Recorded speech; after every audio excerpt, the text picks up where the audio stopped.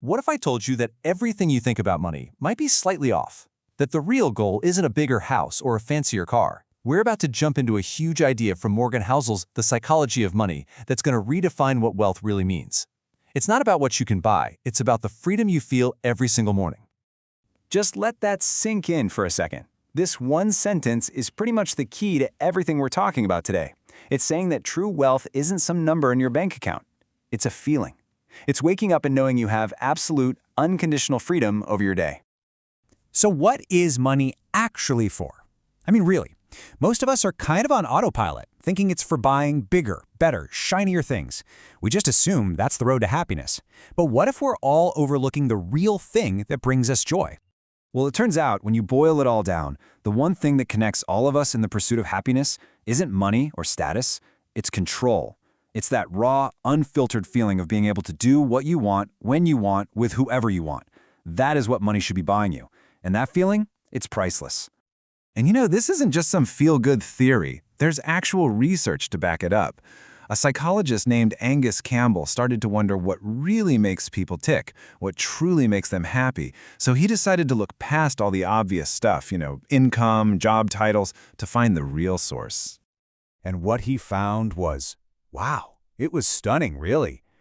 Campbell discovered that having a strong sense of control over your own life was a way more dependable predictor of happiness than any of the things we're all told to chase: your salary, the size of your house, or how fancy your job title sounds. This idea just completely flips the script on the purpose of money. Its greatest, most incredible power isn't about buying more stuff. It's about buying you control over the one thing you can never get back: your time. Every single dollar you save is like buying a little piece of your future independence. Okay, so this all sounds great in theory, right? But it really hits home when you see how it plays out in the real world. Let's look at two totally different stories that just perfectly highlight the gap between just having money and actually having control. First up, we've got the author's own story. He landed this high-paying internship in investment banking, thinking, this is it, the money's gonna make me happy. Well, instead, he found himself in a world summed up by that one brutal line. He was getting paid well, sure, but he had absolutely zero control over his own time, and he was completely miserable. And this experience is a perfect example of something psychologists call reactance. The book makes this fantastic point. You could be doing something you absolutely love, but if it's on a schedule you can't control, it can feel just as terrible as doing something you hate. We are just hardwired to push back when we feel like our freedom is being taken away. All right, now for a totally different story, a completely different path to freedom. And it doesn't start with millions of dollars. It starts with this one number, $12,000. This is the story of entrepreneur Derek Sivers. When he was just 22, he managed to save up 12 grand from a minimum wage job. That was just enough to cover his bills, which gave him the freedom to quit his job and go all in on music. He says that was the moment he became truly wealthy, not years later when he sold his company for millions. That $12,000 bought him control. Now, these two stories point to a much bigger puzzle in our society. As a whole, we're richer than any generation that's ever lived. So why do we also seem to be more stressed out and worried than ever before? I mean, look at the numbers. They don't lie.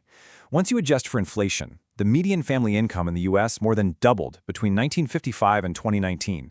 Just by that metric, we should be way happier and more relaxed than our grandparents ever were. But are we? Not even close. A Gallup poll from 2019 found something totally bizarre. 55% of Americans reported feeling a lot of stress the day before. That's a full 20 points higher than the global average. So we have more money, but we're carrying way more stress. What on earth is going on? The book offers this really fascinating explanation. It all comes down to how our work has changed. Back in the day, most jobs were manual labor. You'd leave your tools and your work at the factory. But today, so many of us are knowledge workers. Our tool is our brain, and we can't exactly leave that at the office. The work never really stops, and that chips away at our sense of control. So, if our modern work life is kind of pulling us in the wrong direction, maybe we should look for some guidance from the people who've lived the longest.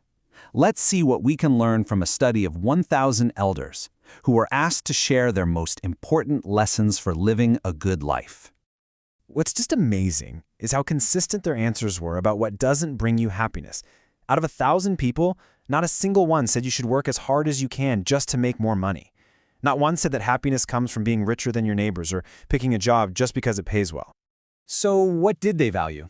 Well, the answers were actually really simple and really profound. Things like quality friendships, being part of something bigger than yourself, and having unstructured, unscheduled time with your kids and family.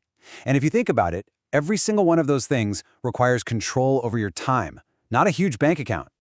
And that's where everything comes together.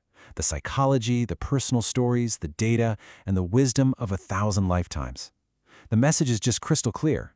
Using your money to buy back control over your time is the absolute highest dividend that money will ever pay. So that leaves us with one final question to think about.